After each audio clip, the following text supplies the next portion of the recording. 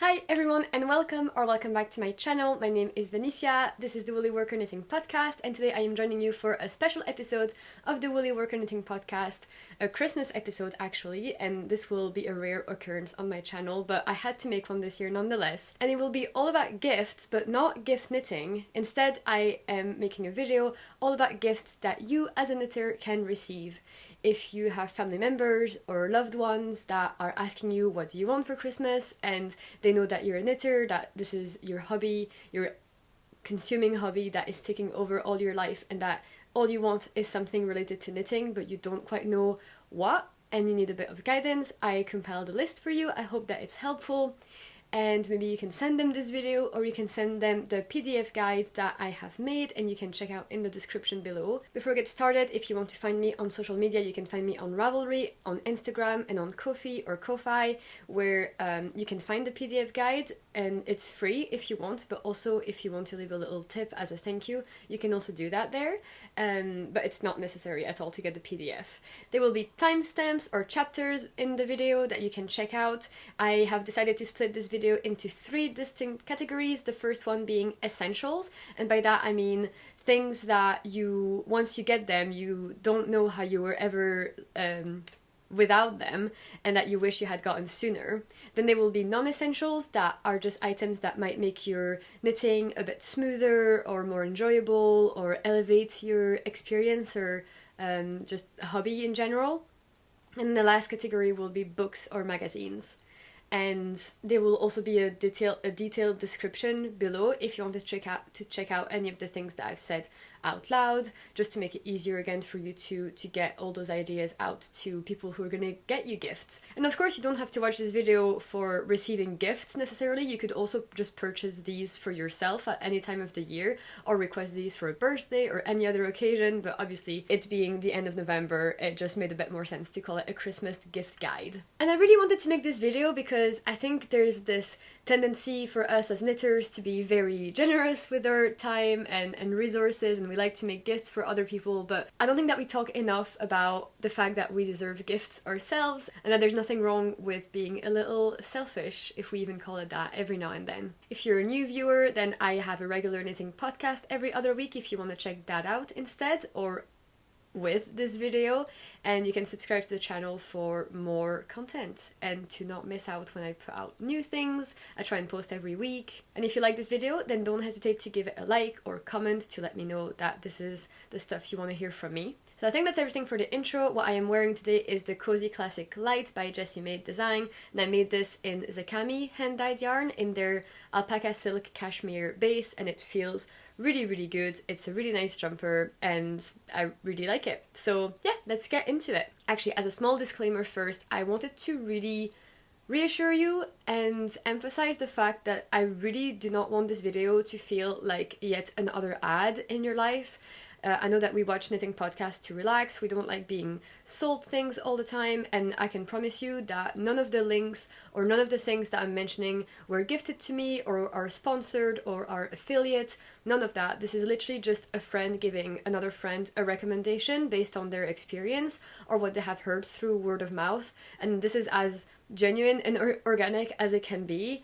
I really stand by everything that I'm gonna talk about, and all of these items I either have myself or I want them, and I will mention the ones I already have. And I really just wanted to emphasize as well that I do not support big corporations, you know, like the one that rhymes with Crapazon, and I will not be mentioning that corporation or company, and I will instead recommend supporting small businesses where you can, because most of the time not only will you obviously support an individual more than a big corporation, but also it will be a better quality, more durable, and overall just a better thing to do. And then the other thing I wanted to mention is that I am mindful of over consumerism and capitalism and just filling your house with junk every year that you will not use. So that's why the list that I've compiled is very much, I wanted to focus on the essentials, because those things I really believe that you will use them every day or every time you make a knit. And then I've also wanted to focus on just not clutter and no overly plasticky things that you that are shiny and new but that you won't use. So I wanted to focus on sustainability, and I hope that that works for you. It's just something that I feel very strongly and passionate about, and that's why the focus of this video is very much on not capitalism and consumerism. I feel like those videos of, you know, buy things, accumulate things, get all the stuff, shiny stuff, Black Friday, Christmas, blah blah blah, like that's really not what I like or stand for. So I hope that I managed to get this across in this video. Okay, so that's great. So let's actually get started. So first category, essentials. And what I mean by this is that if you don't have it, you need this to make life better for you, and you will regret not having bought it sooner. And if someone gives this to you, I think that you're going to be thinking of them every time that you use it. So let's get started. The thing that for me would be essential is just more cables, more needle tips, accessories. I use Chayogu needles and I absolutely adore and love them. And so what would always be a welcome gift for me is more Chayogu cables, the interchangeable ones, and like needle connectors and needle tips. For example, the sizes I use the most are 3.5, 3.75 and 4mm. So that would be really great if I could have more of that, even though the risk is that I would then double my amount of active whips. If someone doesn't have an interchangeable set, you could give them an interchangeable set, which can be pricey, but it's an amazing investment. And I realized that quickly enough in my knitting journey that it would just be cheaper to get an interchangeable set rather than buy all the needles together. So I recommend asking someone if they have an interchangeable set, and then if they don't, I highly recommend Chayogu needles. And if they already have a set, then find out the brand that they use and then gift them accessories that are compatible with that set. As a very general rule, every set will have a different set of accessories that are compatible. There's not that much crossover, so really make sure that what you're getting is going to actually be usable by them. The next item is the little ties that Petite Knit has, but you definitely don't need to buy from Petite Knit. You can also just get those at any sort of toy store where they're like rubber or silicone, and they look like this, and they're a hollow tube that you put on the tip of the needle. You slide all of your stitches over, and then you can hold your whole sweater body on this, and then you can easily put it right back on the needles straight from there. So that removes a step in the process where you're having to put everything on a spare yarn, which is a bit annoying, and sometimes that would get in the way of me trying things on because I didn't want to go through the hassle of putting it on spare yarn. Whereas for this, because it takes 5 seconds, I'm much more likely to try things on as I go, and then I'm more likely to get the fit that I want. So ever since I got these, I've not stopped using them, and they're also helpful for hibernating whips, for the sleeves. But yeah, what I recommend, if you can find for cheap a really, really long tube like that, then what you're able to do is to just cut it with scissors, and that's literally all you need to do. You can get a few of the length that are recommended, like you can get a 30 centimeter, a 50 centimeter, a 70 centimeter, just play around. Don't make them too short, obviously, or they're not usable.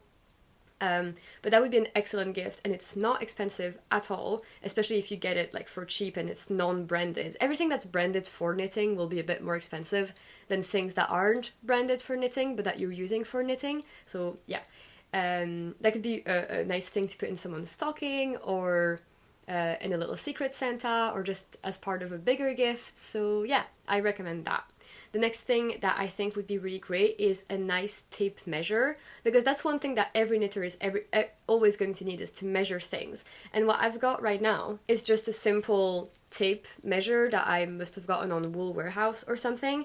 And this is actually my second, because I used to have another one, but after a while it actually started stretching out, and then it wasn't accurate anymore, which is a huge issue when we're talking about measuring centimeters and even inches. I mean, every little centimeter counts.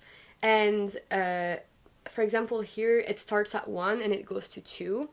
And in my previous iteration of this tape measure, the metal was kind of bent out of shape. It wasn't level with where the tape starts.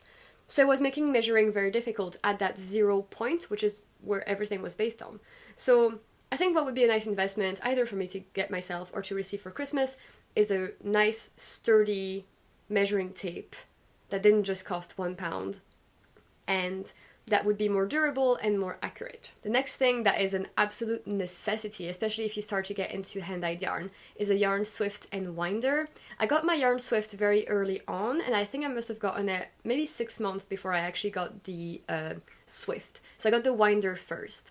And my winder is from Knit Pro. It's just a plastic one. It was not too expensive either, and it was worth every single penny. I use it all the time, and I was using it to wind balls. For example, if I was done using a ball, even if it didn't come in a hank and it came in a ball, I liked to make cake with the rest and the leftover, and it was just easier for storage. You can shove some like the label in the center of the cake to make sure that you don't forget what it is. But obviously this works great in combination with the Swift. So when I got my Swift, it was last year. It was a very worthwhile investment, as opposed to enlisting my boyfriend to keep his hands open with a big hank of yarn in his hands. So yeah, when I got my first few things of hand-dyed, and as well some hanks from Isayer, for example, I really thought to myself, why didn't I get this sooner? This is great, and it has more than paid for itself at this point in my life. And it's really good quality. I got mine from Wool Warehouse, but the brand is Licky, and there's different types of Swifts. I can only speak for the umbrella ones. I really like mine, so I'm really happy with the ones I have. I can vouch for them and I recommend them, but just get any that you want. Next up on the list is a wool wash. I think that this can be really helpful to help soften the yarn up and give it a scent maybe. I like mine to be non-rinse just because I'm very lazy, and I think that this can elevate the blocking experience. Of course, everybody can always block in the water, but the wool wash will be better for washing your knits, not just blocking them. So I think that's an essential, and a small bottle can get you a long way. The one that I use is Eucalyptus, or Eucalyptus, I think it's Eucalyptus. And they have a range of scents. I like the lavender one. I've heard good things about the brand Soak. They have some good non-rinse ones. And I think that this would be a gorgeous gift, you know, like maybe a candle, maybe some wool wash. People like to have things that smell nice, don't they? Then next up, while we're still talking about blocking, the other thing I would highly recommend is getting some comb pins for blocking, and I'll show what I'm talking about here. But basically I used to have just the T-pins, and that was fine, especially for small items like maybe mittens or a hat or something where the edges were rolling up a little bit. But for sweaters, I could not do without those comb pins anymore. I think I got mine on sale at some point because a yarn shop was having a sale on every item in their shop, and so those are Knit Pro, and again, not sponsored or anything. And they're really good. They come in packs of like just white or multicolored ones, doesn't matter. And the comb pins are just so much better because instead of having to use 5 or 6 pins, you just use your comb, and then that pins it in very straight lines. And with that, I've been living my dream of blocking all my sweaters in very rectangular, square, right angular shapes, which is really, really good for the body and the ribbing especially. Like my ribbing has never looked straighter, and you're avoiding to have all those jagged edges when you're pulling with your pins. It might end up looking like a star shape almost, but you don't get that with the combs. So yeah, I really recommend those ones. The other thing that's really important then that goes in hand with the combs is some blocking mats. Now, if you want to be fancy, you can get those ruled grid mats. I got mine from Knit IQ. They were also on sale because otherwise they were very pricey for what it is. But basically they're foam mats and they can range in thickness, and my ones here are ruled, which is really nice again to go hand in hand with those combs to get those straight edges and straight lines and get the sleeves to be the same length, etc. But also what you can do as a trick is to buy some yoga mats, sport gym floor mats, or children play mats. And I was using the children play mats for the longest time. They were great. I only had 9, and to be honest, I could have done with maybe a bit more, like 12 or 18, because the whole 9 as a square weren't big enough for a whole sweater laid out. So what I could have done is just bought a second set to make mine more complete. So just make sure that you get enough mats so that it's not too frustrating. But I think every knitter knits mats. That first of all makes it easier to pin the sweater down with pins or combs, as opposed to doing it on your carpet or on your towels. Because some people right now, they might be blocking their knits on the towel, on the bed, and that's fine. But the mat is sturdier, and it also makes it easier to transport it from room to room if you're like me and you're always chasing the sunlight room to room to get your knit to dry faster. So yeah, I highly recommend getting mats. Maybe ask the person that you're gifting this to if they already have any, and then get them something better, or just get them more so that they can really block 2 sweaters at once if they desire. And the last item on my list of essential, I'm putting it last because it's actually not an essential because I don't even have it, but it would be a D-pillar or razor. And again, you can get some branded ones, like Petite Knit has one. There's one called the Glean or the Gleamer or something. And then you can also just get razors, apparently, which are working just as well as the branded ones. I think one day I will treat myself to the Petite Knit one just because it just seems very nice to use and easy, and I don't want the risk of cutting myself with a razor, which I heard some people say like is a bit more risky when the blade is exposed like that for normal razors. So if you just get a de-pilling razor from any yarn shop, again, they usually stock these, then that will clean up your knits, give them a like fresh breath of life, make them look fresh as new and just a bit more elevated and nicer and fresher than those that look like they've been living in your cupboard for way too long. Or, you know, sometimes yarn is just so soft that it peels so easily, and even though you finished your knit 2 weeks ago, it looks like you finished it 10 years ago. So now we're moving to the non-essential, and this is something that, again, I want to focus on not cluttering my life too much, but I also want to give a range of price ranges and make sure that there's something there for everybody. Just make sure that you get the general vibe of the person that you're gifting this to, or if it's yourself and you're giving this list out to your family and friends, guide them and say maybe that your style is, you know, cute or woodland and animals or colorful or neutrals and gemstones. Like, try and give them something to guide them in the sense of the theme that you want your items to have, maybe like floral or fruits, or I think that would be quite helpful for them. So the first thing would be some stitch markers. That's something that is very, very common, and everybody needs them in terms of like raglaning creases and separating cable panels, but the most basic ones you can get are the ring ones, and I'm sure that everybody has those already unless they're using yarn tied up in a knot, in a loop, which is very, very basic. So the next thing that you can do to elevate it is getting those little ring ones.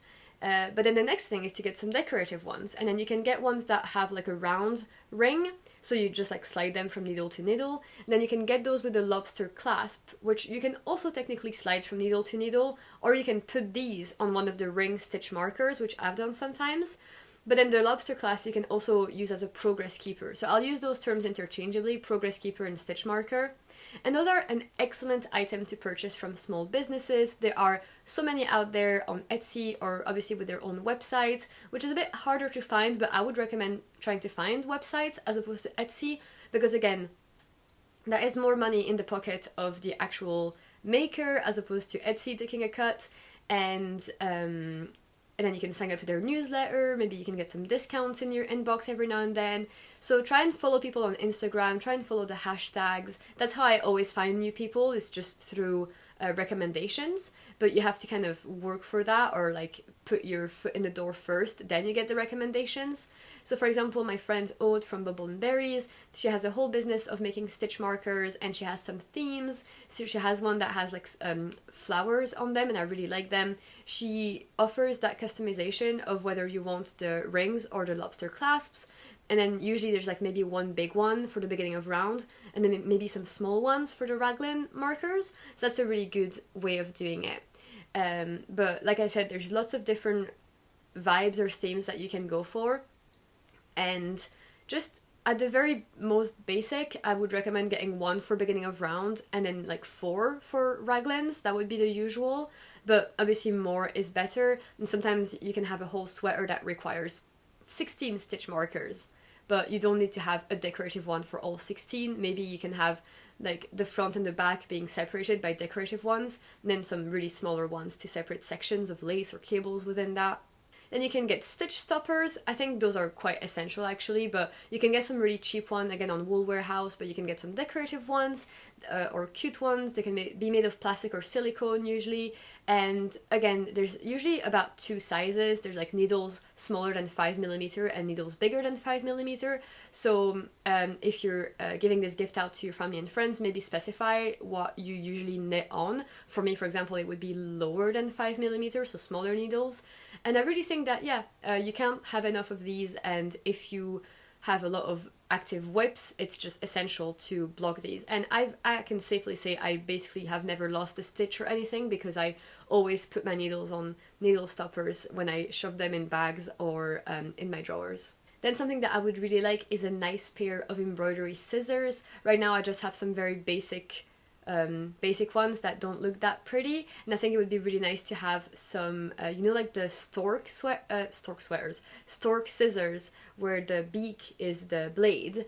I've also seen some like portable scissors where it's not even scissors, it's more like clippers, so if you're on the go you can use that nice little thing to cut yarn on the go, as opposed to bringing a whole pair of scissors out and about, especially because scissors, I don't want the blade to be exposed in my bag, so having a pair of snippets would be really nice. Then another item that some of my friends collect are like gauge rulers like this. So my one is just plastic. I've seen some shops sell wooden ones, ones in the shape of a sheep, and this is really, really helpful because like I always use this to measure my gauge as opposed to my tape measure, because like I said, with a tape measure, you never know if it will stretch and if the 10 centimeters are going to stay 10 centimeters, whereas this is never going to stretch. And so this little square of 10 by 10 will always be 10 by 10. And then I sometimes use this for the needle size, for my sock needles especially, because the writing on the needle tips can sometimes fade. It doesn't on my Chayogu, which is another reason why I love Chayogu. And yeah, this is just Addy, I suppose, but I don't want to replace mine. It's perfect for the job, but if someone doesn't have this, I really recommend getting this for them, because it just makes gauge swatching a bit more enjoyable. And so again, people will be more likely to do it if it's more enjoyable to do. Then the next section of things that are non-essential are going to be pouches and bags. Now this is an interesting topic because I was without pouches and bags for so long and I never really felt like I was missing out.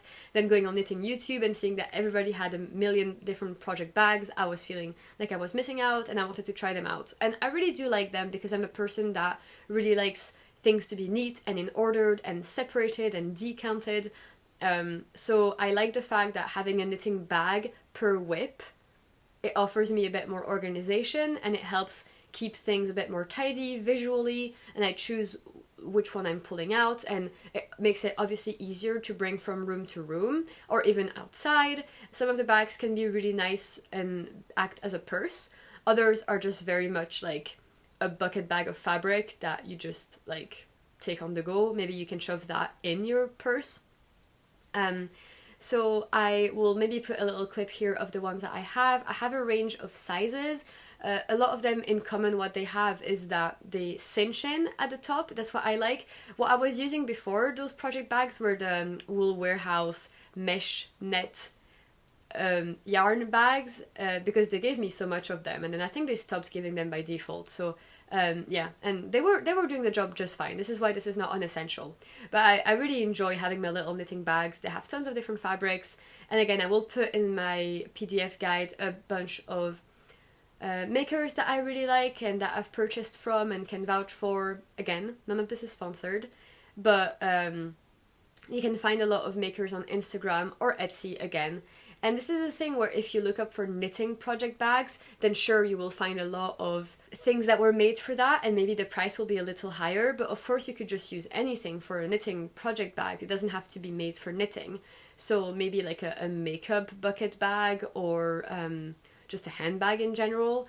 What you might want are pockets. I don't really, like I just like to put the knitting in, and then what I can do is if I have another like smaller pouch that will have my notions, then I put that in a knitting bag. So something else that I'm looking for at the moment would be a little notion pouch to go in my knitting bags, and my vision in life would be to have everything coordinated. So for example, like a knitting bag that had some wildflowers on it, and then a knitting pouch that had the same fabric or matching embroidery, and putting that in, that would be really, really lovely. There's also Mood Living that does a huge range of different knitting bags, different sizes, different price ranges. They're a bit more pricey because they use real leather. They have a whiskey brown collection and a black collection. I really like the black ones, and that's why I don't have a Mood item yet, but I want my first one to be black, and then it will set the tone for all of my future purchases because I want them all to be coordinated. But yeah, basically you can find lots of different sizes, lots of different styles, and they have lots of different features such as pockets or zippers or compartments. So if you're giving this gift guide to someone else to give a gift to yourself, make sure that you tell them what you're looking for. If you're a sock knitter, then you don't need a huge project bag. If you're a sweater knitter or garment knitter, then you might want the ones that can stock up to a whole sweater and then some. Petite Net obviously is known for her project bags. She just dropped a new collection right now that has some really nice flowery ones and some like nice blush pink color quilted one, but she's absolutely not the only one that does project bags. And yeah, I'd recommend you shop around a little bit, and then maybe you can tell your family member, oh, I really like the Fiber Fox and I really like bucket bags.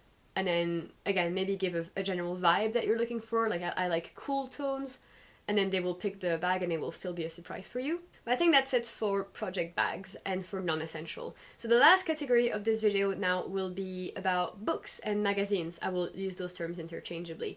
So again, I think this would be very interesting to receive as a gift because it's just a mine of goodness and patterns. And this will again depend on the style of knitter that you are and the type of person that you are. So some of the books will be very much like coffee table books where half of the pages will be photos and images, and it will look great, and that is fine. Personally, I prefer the books that are just chock full of information. So for example, 52 Weeks of Socks, even though it looks amazing, but every page has been used for pattern writing, well, pretty much. So I'd recommend telling the people that are going to give you gifts, tell them what you knit. So no point in receiving a book about shawls if you don't make shawls. Same for socks, like that would not be a good match. Same for Fair Isle, color work, lace, cables, like you really need to help them a little bit, help you out. And then if you really like a certain designer or brand, there's some books made by those designers and brands. That would be a very easy win. For example, I must have made over 10 Sari Nordland patterns at this point, so obviously her book would be a great gift for myself and a safe bet. And I've also made a few things with Fair Isle and color work, so I think that that would also make me happy to receive because it will be used. So some books that I recommend, I've kind of categorized them a little bit to give you inspiration, but it's not an exhaustive list. The way that you can get those books usually is to go to yarn shop websites, and then they always have a book tab or magazine. And it's sometimes not in stock or it's on pre-order, but you can have a browse, see what inspires you. You can go on Ravelry and see a preview of what the patterns are, like what's included in the book. I've done that a lot of time. And if I see that there's basically 3 or 4 patterns from the book that I want to make, then it just makes more financial sense to buy the book rather than the patterns individually, which you can do sometimes, but other times you can't and you have to get the book. So anyway, I like Pom Pom magazine, who are going out of business sadly, but they will have the digital downloads. I think there's still an ongoing end of business sale right now where you can get the past issues. That would be a great gift.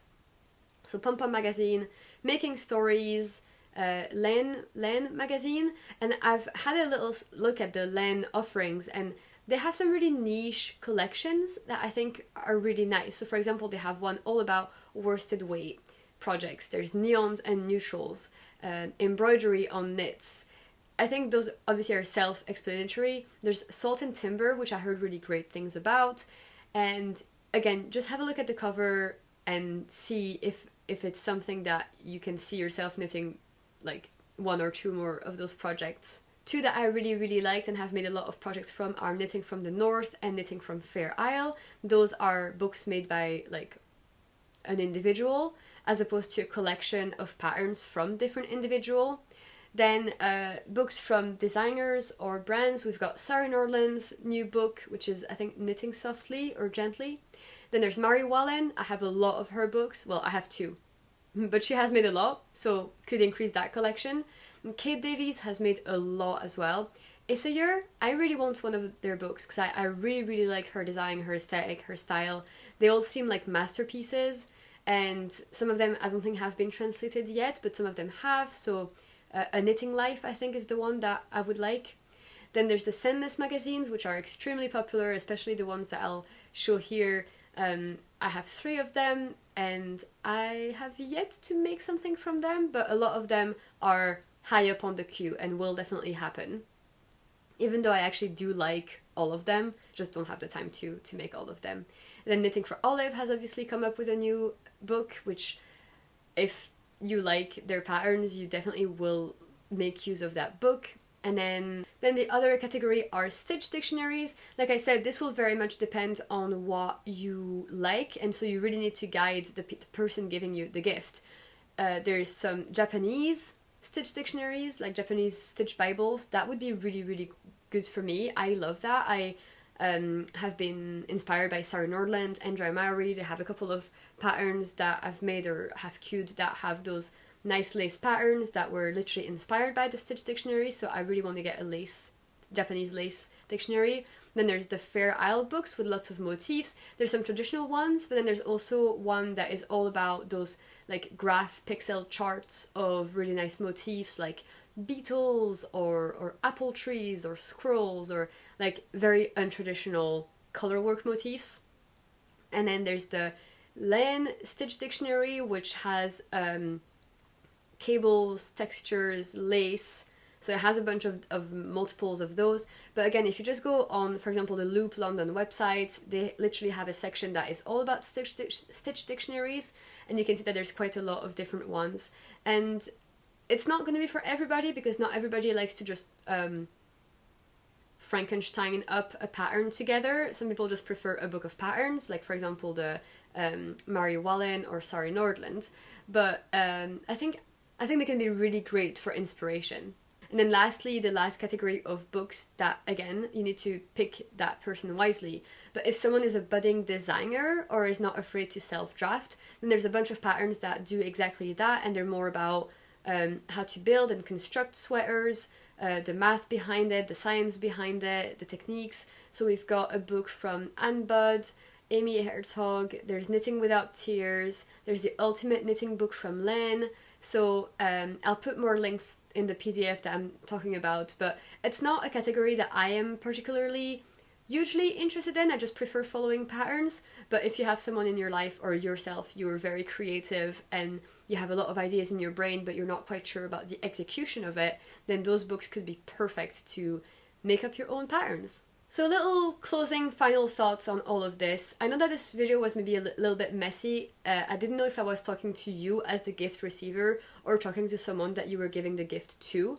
But yeah, I hope that you got some inspiration. I hope that you now have a better idea of what you want to ask for Christmas or your birthday or whatever.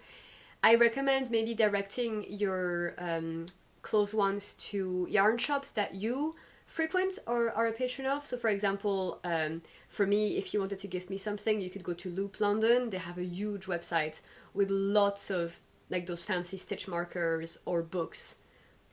Like it's all in the one space, as opposed to having to direct them to independent shops or small businesses. Like if you give them the link to yarn shops, they can also get help from the staff there. Sometimes you can get a bargain in the sales section of those shops, like maybe they're discontinuing a book, so it can be cheaper. You can also buy directly from the publishers. And hopefully my video comprised a range of prices. I didn't really talk much about prices. Some of it will be kind of self-explanatory, that it will be pricier than other things, and then other things are obviously cheaper. So yeah, it really depends on what you want and what other people can do for you. And I would just really highly recommend having an open conversation with people who are going to get you gifts. You know, maybe show them your 3 latest knits or favorite knits so that they can get an idea of what kind of knitter you are and what kind of projects you gravitate towards, and be honest with them about what you already have. So you can say, you know, I already have a Chayogu set and I already have blocking mats and a yarn winder. So like you could say that so that they don't obviously get you a second one, because there's no need for 2 yarn winders. But yeah, that's why I highly recommend not getting people yarn per se, because there's just so much more room for error and getting something people won't love, and it will feel more like an obligation. I don't think people would understand what I want in yarn unless I told them explicitly and sent a direct link, but then what's the point of getting that as a surprise? So yeah, happy to hear your opinions on this video. Was there anything that you would like to add to this list that I haven't mentioned that is a glaring omission? Do you agree with my classification of what was essential and what was non-essential? Did I put too much importance on some things and didn't value other things enough? I'd like to know. I think for knitting bags, for example, project bags, that's a controversial one, because some people will just go their whole life without ever having one, and other people can't imagine not having their knitting bag. And then I also would like to know, what's a gift that you've received that you cherish and love and use all the time? For me, it would be at my birthday in July this year, my boyfriend gifted me the Chayogu bamboo needle set, and even though it was a bit weird to get used to at first, I really like it. I think the wood works really well with some yarn types, like better than others, and it really elevates the experience and is super enjoyable and tactile and feels good on the hands and the fingers. And so every time that I'm using my bamboo needles, I feel really good about it. So I'd love to hear your thoughts on those questions. And if you like this video, give it a like. If you want to see the PDF guide of this gift list to send to your family members, as opposed to this video, which maybe was a bit chaotic and all over the place, go in the description, go on Ko-Fi, just enter 0 if you want it for free and download it there. And I hope that this format works. I'm quite eager to maybe incorporate more PDFs and written documents as part of my YouTube videos, that sometimes the description box isn't enough to do all of that. So let me know if that's something that you'd like in the future, is PDFs that go with my videos. And I think that's everything. I'm really looking forward to maybe receiving some of those things for my Christmas. I know that maybe some people in my life are watching this video, so there was a lot of hints in this video for people who want to give me gifts. But I hope that it was helpful for you and that you are feeling inspired and excited. And again, I really hope it didn't seem pushy for anybody to buy any of those things. I mean, Christmas shouldn't be about filling your house with more junk and the obligation that comes with just consuming and purchasing and accumulating. So I really hope that I was able to get that kind of message across, and that this didn't feel like a long ad for anything. I'll see you all next week for a regular podcast episode. Bye everyone, and happy knitting!